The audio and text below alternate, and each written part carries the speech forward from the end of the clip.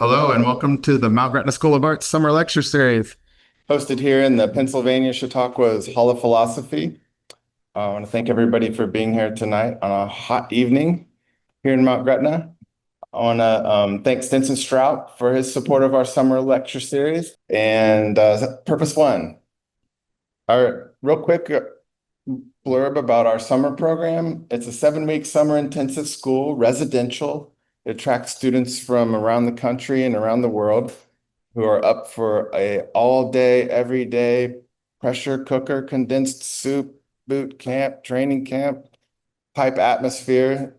The type of students that between their spring and fall semester want to keep working harder, which is a lot of fun to have those kind of people here. And other students who want to dig in maybe beyond school. We have about 12 to 15 instructors and critics that come through each summer. And on Monday evenings, each week, our new visiting critic arrives and gives a lecture. Xico Greenwald is with us this evening. And then after the students get a nice listen and see to what he's all about, he'll be visiting them in their studios one-on-one for the next 2 days. Xico, I think, might have been my first. Were you my first, at least the first year, maybe even my first painting teacher? 2014. In 2014, the second year, we were like just making toddler baby steps then. So I remember how excited each year, I couldn't believe it that these artists would want to even come teach here. So it was exciting, but I think a lot of artists, including Xico, understood the need for a school like Mount Gretna School of Art on the higher education level, and nobody said no. I couldn't believe it. I still can't believe it. Xico Greenwald, I remember you cooked a wonderful Portuguese brisket or something one day, and it took all night. The whole house smelled like brisket. It was amazing. Xico Greenwald is a New York City-based artist. Xico attended the Yale Norfolk School of Art, similar setup to this. Received a BA from Bard College and an MFA from Brooklyn College, CUNY. He is represented by George Billis Gallery and Armature Projects and has curated exhibits at Queens College Arts Center, Long Island University's Selina Gallery, and Westbeth Gallery. Xico has taught at the New York Studio School, Pratt Institute, ICA Italy, Rider University, and right here at Mount Gretna School of Art. He is a full professor at Borough of Manhattan Community College, City University of New York. His art writing has been published by numerous outlets, including the Wall Street Journal, The Spectator, and the New York Sun. And in fact, the New York Sun was how I learned about Xico. So everybody, welcome Xico. Thank you so much, Jay. It's really a treat to be here 11 years later and with such incredible colleagues and students.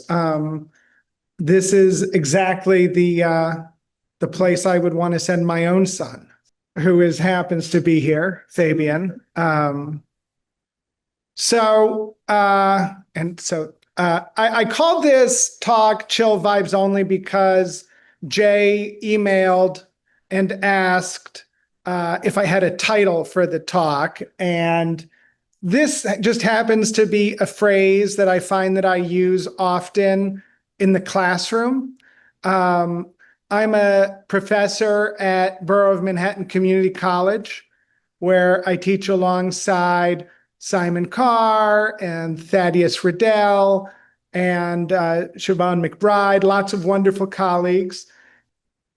I find that when I'm teaching there, I'm talking to students about your age, and they're either in their freshman or sophomore year of college. And I find that this is something I say a lot in class. Chill vibes. And I think that that's something I find that I say in class because I think making art, it seems to be often a series of contradictions, and it can be stressful. I mean, on the one hand, we're there to make something. On the other hand, if you're too preoccupied with what the result is going to be, you're not going to be able to make anything good. It's a stressful activity. And I find that it's important to remember, particularly if it's something that you're passionate about, that really I think we do our best work when we're relaxed. It's something that I think I'm going to talk about a little bit myself, and how some of the struggles, I guess, I've had in my own studio, and how I've tried to deal with different kinds of challenges. I found that it usually helps to relax. So I was born in 1977 in Washington, D.C. My mother was Portuguese, and my father was American, and we would often go back to Portugal. And both my parents really liked art, and art was part of our lives. We would go to museums. I took figure drawing classes with my father. In fact, here I am as a young kid drawing, and then here I am in my Philip Guston phase. So this is something that I'm kidding. But I am in Portugal in this photo. But it was something that was always part of our lives in a way. And growing up in Washington, we had access to wonderful museums, and we would often go see a lot of shows. So that by the time I was at the end of high school, I ended up spending a summer at the Rhode Island School of Design program, and that's when I did this. And in this talk, I'm trying to include a lot of college work, which I just scanned in because I thought it might be useful to talk to you about what I was doing when I was your age. So I was really, at this age, when I was in high school, I was really into like Lucian Freud and Egon Schiele and sort of angsty art, probably like most teenagers. And I remember in 1998, there was an Egon Schiele exhibit at the MoMA at exactly the same time that a Richard Diebenkorn show opened up at the Whitney. And I was, I think, in my sophomore year of college at that time. And I remember thinking I had expected to like the Egon Schiele show. And I remember feeling much more kinship with the Diebenkorn exhibit, feeling like this was somebody who wasn't painting exaggerated emotion. When I was a sophomore in college, this was done in Amy Silman's class. Amy Silman was teaching at Bard at that time. And we had to do a series of 4 paintings. So this is some work I was doing in my sophomore year after having seen that Richard Diebenkorn show. And this is another one. These are 4 foot by 4 foot paintings. And here's another, and the last one in that series. And here are a few other works that I was doing sort of after having seen that show. And I was also, when I was in college, I started exploring sort of a more studio school based or Giacometti based kind of like looking. My teacher at the time was Eric Holtzman, who I think has been here. Yeah. And he was talking about the importance of connecting form with feeling. And that was something that really resonated with me. And so, I never really had a very academic training. So here's some drawings I did in college with that, where I was trying to like get my hand to be very responsive to what I was looking at. And then I also saw at that time at the Bard Curatorial Center, I saw an early Alex Katz painting of Ada.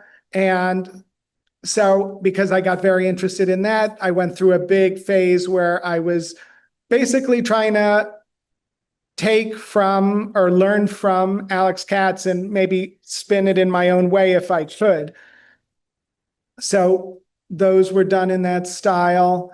And then And Alex Katz would work on 9 by 12 inch pieces of masonite. So I did a series of paintings like that.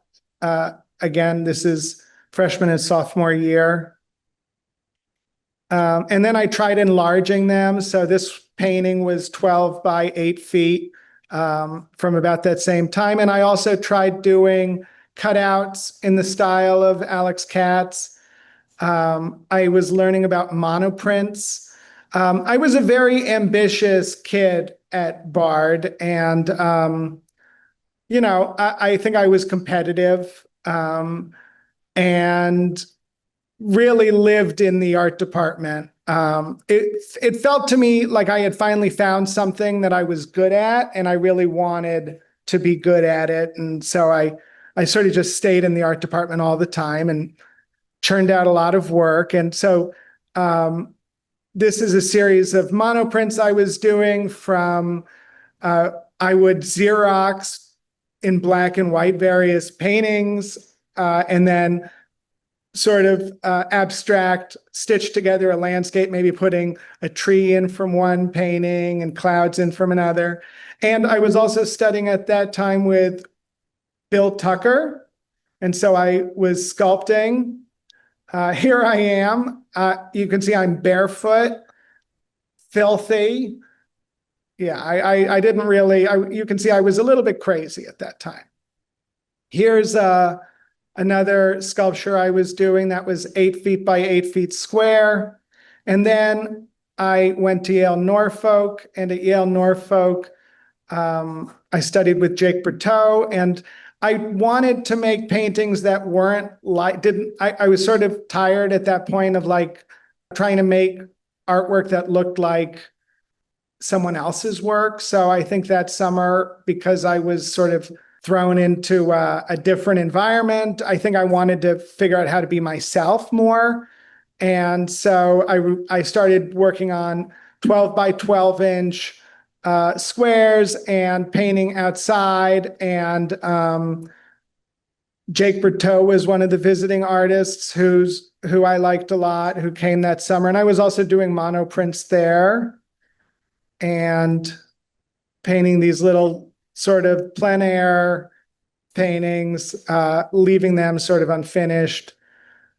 And then when I got back to Bard for my senior year, I had to figure out what I was going to do for a senior project. You're supposed to have like a cohesive body of work. And I felt like I didn't want, at first I started thinking, I'll do something that sort of looks like this, but I'll paint it and maybe that'll be good. But as I was thinking about this project and everything just felt so self-conscious, I felt like what I had accomplished that summer was to really try to do something that was more my own. And so as I was talking to a friend about this idea of doing sort of paintings based on older paintings, it just felt so false as it came out of my mind to make a painting based on a preconceived concept like that. And out of frustration, I just decided instead of trying to be smart, I would just try to be really simple. And I just put a pot down and painted it. And I found that I was making something that to my eye didn't look like anybody else's work. And that was exciting to me. And so really, I think, for me, college was a very formative time. And during my senior year, I started on a project that in a way I'm still on. So here are some paintings from my senior year. And this one's pretty large, like 4.5 feet tall. And this one's only like 2 feet tall, but it's not so different than what I do now. What I was trying to do at this time was just to be as authentically myself as possible in these paintings. And so I was taking sort of a Cézanne-like approach where first of all, I would set up a still life that I found exciting. And then I would look at it and I would find a color that felt like it was not just accurate, but felt like the right color. And I think what I had taken from Eric Holtzman, as well as Elizabeth Murray, who was also a teacher at Bard, was to really value authenticity and also what excited me about art even way back at the beginning when I was so excited about Freud and Schiele was that art is an expressive medium and you want to express yourself. So here's some works from college, and they were done with a palette knife mostly. It was fun to scan these and go back and look. And some of them are, like this one was very influenced by Roman wall painting, something that I was looking at the time. I was looking at and loving Chardin a lot. I mean, these are still my favorite things to look at. And, I was a very romantic kid. And so this was at a time in the 90s when people thought that what I was doing, I mean, I remember when I was painting this painting, Jules de Balincourt, who's a wonderful guy and whose work I like a lot, happened to be in my building. And he said, "What the hell do you think you're doing? Are you taking a time machine back in time? These are ridiculous." Which, stung. But I was trying to paint paintings that, one, felt true to me and also were expressive. I met Fabian's mother, Manena, who is a wonderful artist herself, and who introduced me to Nicholas Caroni in Italy. And we had a wonderful girl named Imogen, who is now living in Washington, D.C., who I'll be seeing shortly. But during this period after college, with a baby, it was an incredibly difficult time. We had no money, and I was working difficult jobs, and I put myself through graduate school. And while I included a lot of works from college, I haven't included any works at all from graduate school. I tell myself as an excuse, it's because I can't find them, but I'm not looking that hard. I found graduate school a very difficult time. One, because I was a bit older than some of the other kids, and I didn't have a lot of time to devote to it. For me, my faculty was relatively random. I had gone to Brooklyn College because I thought Elizabeth Murray was going to be there, and then tragically, she got her cancer diagnosis and had to step aside. So anyway, I kept painting while working various jobs. And then eventually, and I was painting more or less the same way, but then eventually I got a job at BMCC, thanks to the kindness of Simon Carr. And it just changed my world to be able to have a job where I didn't have to be somebody else. I could be the same person I am in my studio as I am in the classroom, rather than, an art handler, or, I was taking care of a nice lady with Alzheimer's for a while, or working at a public relations agency, or all the various jobs we do. So anyways, I'm working in my studio, and I think partly Fabian's now part of the family. And I think one of the things that's happening is this idea that I had initially made about Cezanne and trying to match every stroke to a color, and this need to be authentic and honest. And, if I move 1 inch to the right, things keep shifting. And it's because, when you're looking at stuff, all of these tiny details change. And it was causing me so much anxiety. And I also felt like I wasn't speaking to myself in a very generous way. And I had this sort of chill vibes only light bulb moment where I said, you know what, instead of feeling like it's taking me too long to finish a painting, or instead of feeling like I can't decide what the composition is, instead of feeling hurried, I'm going to do the opposite of all of those feelings today. I may only mix one color today. And I just gave myself permission to sort of relax a little bit and go more slowly. And I remember I literally did this. It took me like 5 minutes to walk from the moment I had that idea to like I just like took this very leisurely, relaxed walk to my palette table and then leisurely. And I think that's been important to me. I think it's important in general when being creative. So here are some paintings I was making at that time. And I think I was inspired by, again, Roman wall paintings and also,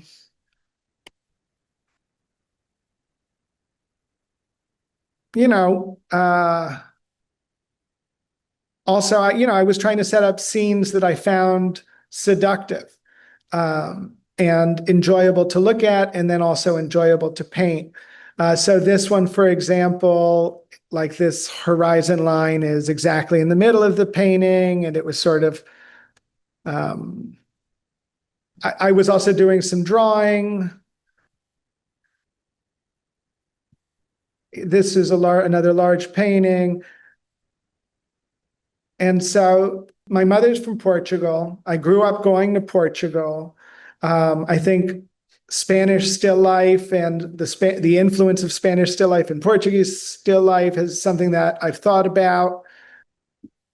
So I spent a couple weeks in Portugal painting a landscape. Tragically, that's around 2014 or 20, I don't know, but tragically my mother died. That was the summer I was here last time. And this Fran O'Neill from the studio school was leaving for Australia. And I don't think she could smuggle bones with her. So she was trying to pawn off this skull. So she ended up selling it to me. It was a difficult time. And I admit last time I was here, I was sort of, I think I threw my slide talk together too quickly. So I hope that this comes across as more comprehensive. So anyway, so now, yeah, I just continue to paint these still lives. This one is very big. This is a still life of an ostrich egg.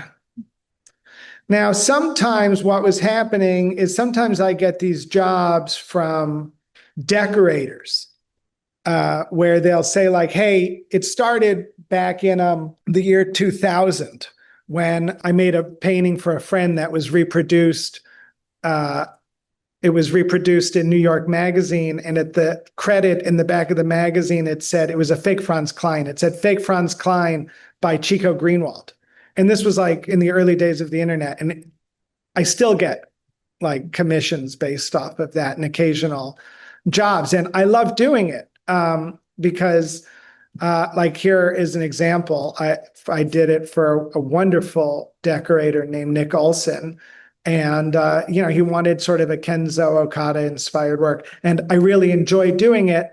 And one of the things that I get to do is just like make these huge abstract paintings for fun. I mean, I love doing it. So I was noticing that I wanted to have more of that, more arm in my paintings. And so I think you can see, of course, hindsight is 2020, but I think sometimes I was just allowing throwing the paint around a little bit more. So this is like a large still life that I'm doing. And I'm just painting the same way. Setting up still lives in my studio, still lives that I find evocative, still lives that I find beautiful. trying to express myself and express a worldview, through these inanimate objects, like which seems to me like it's part of this fantastic still life tradition. I didn't really, I was always hesitant to embrace the idea of being a still life painter. But, I don't think that there is a better painter than Chardin, who is known mostly as a still life painter. Of course, his genre scenes are also amazing. So, it's not something I necessarily will do forever. I don't know, but it's a marvelous tradition. And I love art and I love art history. And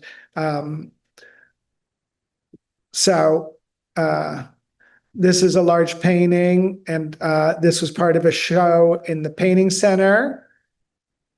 I have this job. I was hired to be, I taught at a bunch of different schools, but I was eventually hired to be full-time faculty at BMCC, and you need to have shows, and, showing at the painting center, it's an honor, and also it felt like something I needed to do to get tenure. Because I think at that point I was just sort of resigned to the idea that I would just be painting my own paintings away from the art world. Ironically, I have had a few opportunities at a couple galleries, and it's been great. But I think because of that early experience, and I was sort of desperate for a job that would offer me the ability to live a creative life and to be an artist, and that having that full-time job at BMCC was critical, and I needed to have a show. And Shazi at the Painting Center was nice enough to offer me this space, which, of course, you pay for. So, but still, it got me through that initial hire, and and then once I had more shows, but once I had tenure and I was able to be promoted and stuff, then my job was really more secure. And that's a nice feeling, or at least that's sort of what I craved as a young artist, was just finding a way to make paintings that I believed in. This is an oval painting, which belongs to my dear friends Ruth and Alexis. And this is a painting of a Portuguese coffee pot, and the same coffee pot. And I wanted to sort of take you through how the paintings get made, because they do change a lot. I try to move things around, move the still life around if I need to. So this painting actually began with the pot on the right side, and then I moved it to the left side, which is what you see in this picture, because you can see the silhouette of the handle on the right side. And then, as I'm developing it, eventually I think that the form of that mug isn't going to work, so I swap it out for a pitcher. And here's another one. At this point, I had wandered into an estate of sale at Sotheby's of Mario Boata and all the things he had collected over his life. And, he had an eye where it was almost like, it was just his works were just, the things that he had were so funny and like handmade and full of a kind of a humanist humor that I really enjoyed. And so I tried, at least I was sort of consciously, in my choice of objects, thinking about Mario Boata in that painting. And here's a better picture. And sometimes I have two pictures, because one is by me, and then the washed out one tends to be the one I paid for. Here is another still life. And this I was lucky enough to show with Alice Govan at her marvelous gallery in Portland for a while, which I know Stanley showed at. And Ken, I don't know if you showed there too. But Alice is a dream. And this painting, her parents, Gina, bought this painting. So thank you if you're watching. And this painting was purchased by my friends Andrew and Minji. So thank you if you're watching. And then my wife kept this one.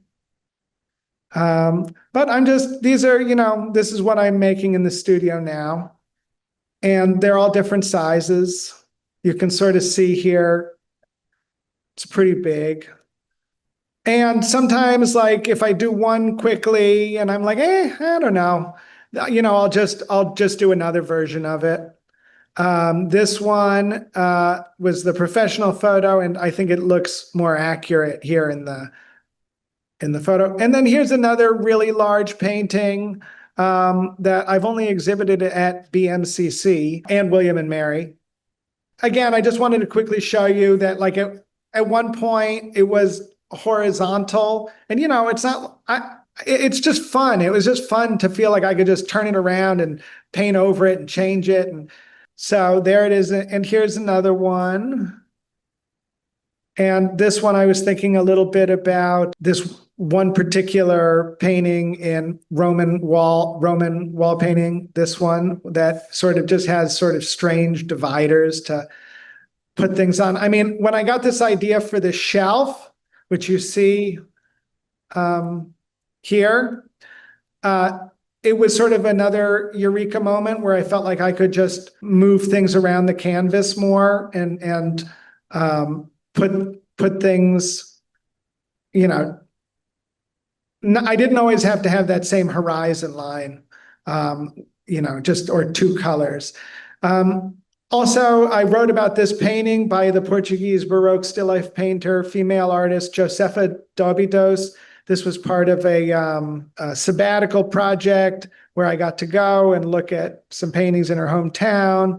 And I found that even though it was a project that I had proposed, and even though I don't really like the idea of being, I like the idea of allowing my artwork to evolve naturally. It did end up so that after looking at a lot of Spanish still life painting, a lot of these ideas I did just bring into my own painting, like steps or, having objects at different heights. Some paintings start off as sketchbook ideas, and then I'll just go ahead and make the still life. It's been liberating to realize that we all create our own process.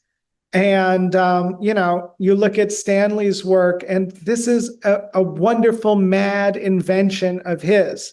And you and Ken, his, and all the faculty. And, it's liberating. It's fun to realize that, you can you can make up your own rules. And include certain information or take things out. This was a painting inspired by the steps idea. And then I did this one, another one, and I sort of liked it, but I wanted those objects all up a little bit taller. So I just got some tracing paper and moved everything up 2 inches and did a slightly different version of it. Here's another one that began as an idea, and then I had fun sort of making the still life. And these paintings were shown at William and Mary, which was a wonderful opportunity, and that school is fantastic. And that was a lot of fun to have that exhibit. So thank you, William and Mary. And here are some paintings that I did at about that time. Again, thinking I don't always want to have a straight horizon line across the composition. I'm going to try to make a composition out of, shapes that have positive, negative tension, and having fun in the studio, and feeling like my bet as a young person paid off. That I was able, it's not always easy, but that's why I decided to be an artist. That's why I pursued this career. You guys, those years in college are very important, very formative, and it's tough. It's not the teaching jobs are in short supply. Sorry to be a downer. And here's where we are now. So thank you all very much for watching. Any questions? I want to ask if you ever get emotionally attached to particular pieces and then feel difficulty about letting go when they're collected. Yeah, the question was, do I get really attached to certain paintings that I don't want to say goodbye to? No, I love the idea that people get to enjoy them. And yeah, I have a lot of them, so it's not a problem. Okay, good. Your paintings seem to me to have a very like even light much of the time. If we think about like an illustrative light or like a and I wonder how variable it is in your setup. Is that something that you think of as Well, I have a studio next to Paul Rezica. I'm his tenant, which is an incredible luxury. And this building, which is on 80th Street, it was built as an art school. And therefore, they have these skylights that are angled just a tiny bit back to let in the maximum amount of daylight without getting direct light as possible. So it's the most beautiful studio I've ever had. And sadly, the building may be knocked down. I hope it doesn't happen. But right now, we're like the only tenants left, really. There's a battle over this building, but it has beautiful northern light. I always painted by artificial light. And when I painted that way, I would mix incandescence with fluorescence. That's what I found to be, for me, the most pleasing to paint by. But the studio now has northern light. And so that's, it's just lovely to be able to paint by northern light. are you always looking for like an even kind of dispersed light? Not always, but I know what you're saying. Like, there's not a lot of modeling in some of these. Some do, some don't. Let me see. Like in this one, for example, one of the thoughts I was having, and I don't know why I was having this thought, but I just decided to go with it, was, well, first of all, I mean, I was thinking about abstract painting, and I was thinking about Bryce Marden and how much I liked those compositions and those color relationships. But I was also thinking about trying to find a color that could be accurate and even. So to answer your question, I was trying to see if I could find like colors that could somehow occupy larger shapes and still feel true. You talked about how you seem to easily move things around in your painting, and I think even that is fun. How do you wrap your head around that? Because it's hard. I think the hard part is the practice of letting go of things that aren't working. Beautiful question. That's why what I was hoping to talk more about. So the question is, how do we accept the idea of being casual about moving things around? And I think, it's just point of view. And I really think that if you can be relaxed, one way to look at when something goes quote unquote wrong is that it's freedom to like, oh, good. Well, I was also second guessing this, that, and the other thing. So, well, if this one thing is off, let me try that whole. And it's just, I find it's a more fun. It's hard because of course we worry, about painting, but I think it's important to approach your subject. Well, I think that like painting, it's a dance, and you have to sort of.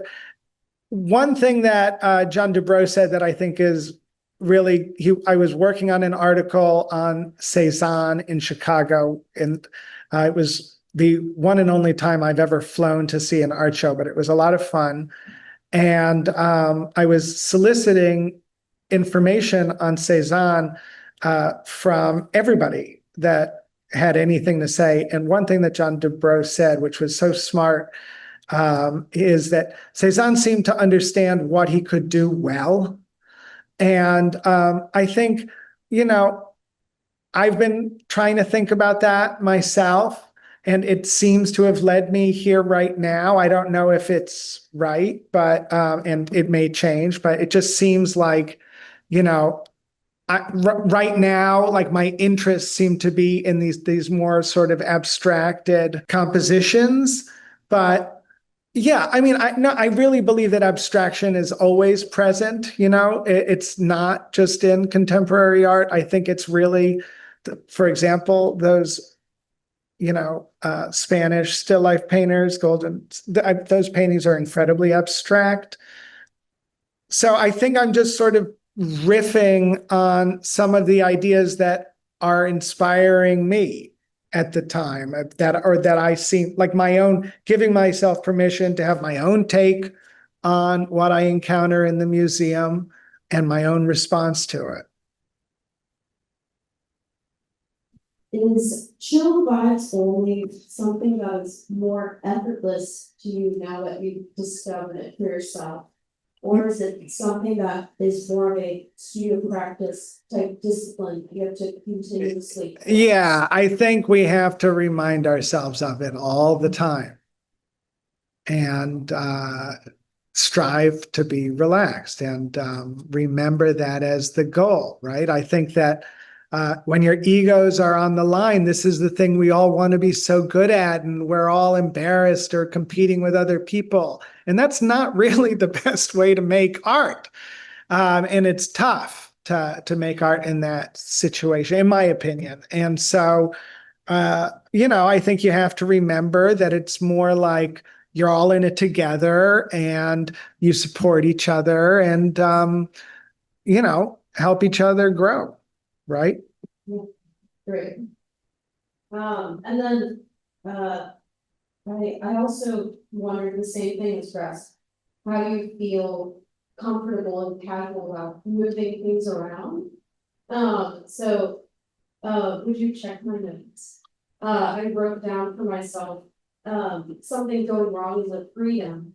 And it opens the door for you to. Yeah, like you can instead of feeling like, uh-oh, I've ruined this thing, you can say, oh, good, I now have permission to do this other thing that I was thinking about, which of course we're always thinking about other possibilities. So yeah, I think it's important to have that mindset because you have to accept who you are. And at the same time, you have to strive. And that's very stress inducing. So, yeah, I think you should do it from a relaxed point of view as much as possible. I find, at least that was true for me. I have a hypothetical question. I'm curious. If there were no one on this planet but yourself, no one around to witness the work you make, do you think you would still be painting? And if so, how will those paintings change? What would they look like? The question was, if I was the only person on the planet, would I still be painting? And what would that look like? I mean, I don't know. I think I'd be pretty freaked out.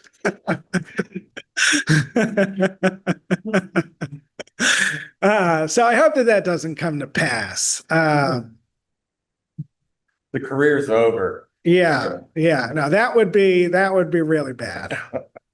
So let's all hope that doesn't happen. But yeah, I mean, like, no, I really feel like painting is a human act, and it's like a way of relating to other people. I definitely feel like I've received paintings from the past. You know, you feel them. Of course, we all do. I'm not saying anything that's not obvious. So striving to be part of that incredible tradition was my goal. And yeah, I mean, I found that teaching has been a good way to try to accomplish that. but also other friends just simply have commercial success, which is even better. Or both. Yeah. I was just like thinking about, how you like settled on this subject matter, and alongside with like your attitude with short vibes only. How do you, like, you still find yourself uncomfortable often, and how do you feel about, like, maybe settling into something, things like that? So I think that there are two questions, if I understood. The first one is like about subject matter and like how do I select subject matter? And then the second part was like, do you feel like you've settled or like you're in one, like like what you're going to be doing forever? No, like not at all. I definitely don't feel that way. Like I feel very unsure of what I'm doing right now. And there have been times where, I've just felt like a little bit more, I don't know, just like on a roll. But yeah, I just think that that's like often just that's the downside, I think, of teaching is like you're often interrupted and, there are other interruptions in life. And so I find I'm engaged with what I'm doing. I'm just not exactly like I'm trying out I have a few different ideas I want to try out, and I'm not sure if it's going to work. And, but I'm engaged with my work. And then in terms of like, how do I select the materials? Like sometimes it's just like, first of all, I enjoy antiquing, as Fabian will attest, and he's often accompanied me to the auctions just for fun. I mean, I think it's beautiful to look at other things that are made by hand. And sometimes I'll come across something that seems to just suggest other art, sometimes other periods. And I'll sort of just go with it and sort of make a scene that seems evocative in its own way to me. But yeah, I'm just kind of riffing on still lifes right now. There's a question from Steve Baker who says, it looks to me like your focus comes from shape. I wonder if you ever focus more on shape as an armature to support color. Yeah, I think I understand the question. And the way I would respond to that is I've tried to get the drawing out of my painting as quickly as I can. When I think about what is painting, painting is a material, right? It's a textured material and it's pigment. And that's different than what a drawing is. A drawing at its heart tends to exist in what we would call achromatic, right? It's like a value-based art form. Not that it doesn't have color. Of course, there's the color of the paper, there's the color of the chalk. Sometimes it's red chalk, but that it's essentially like a value-based approach to form. And I sort of have had this belief that I want it to be a painting, almost a pure painting. So I try to have as little drawing in it as possible. I try not to reference photography ever. I try to just let it be like a straightforward and observed encounter. And aside from early sketches, I try to like paint sometimes paintings that are, a little bit more complicated.